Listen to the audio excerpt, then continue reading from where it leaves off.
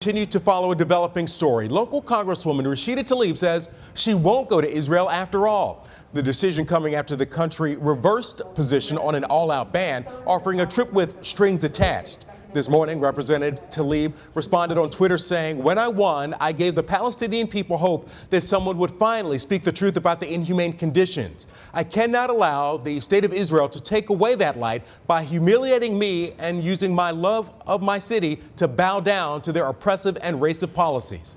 7 Action News reporter Matthew Smith is breaking down how we got here. Matt, what's the immediate reaction? Well, the Congresswoman has called her treatment racist, undemocratic, and oppressive, saying the country is trying to use her family as bargaining chips to silence her.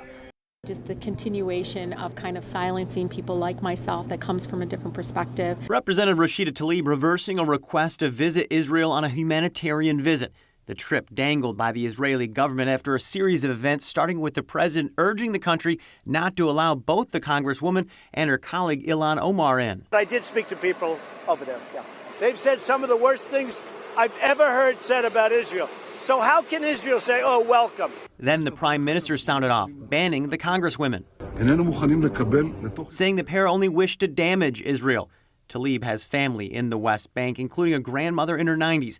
Last night, she told 7 Action News it may be her last chance to see her, hence the letter seen here requesting permission to come. I really want to see my grandmother. She is who I am because of her. Overnight, the Israeli government approved that visit, but kept the ban up for her visit as part of her job. The original agenda, such as visits to Haram al-Sharif, no longer possible, telling 7 Action News by written statement, quote, "Visiting my grandmother under these oppressive conditions meant to humiliate me would break my grandmother's heart," end quote.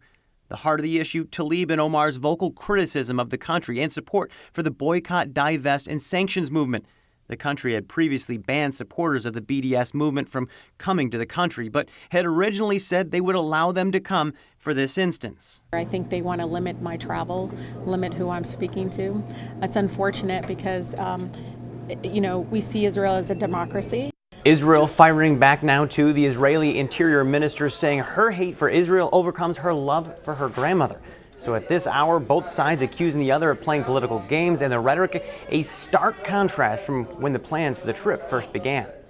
In the newsroom, Matthew Smith, 7 Action News.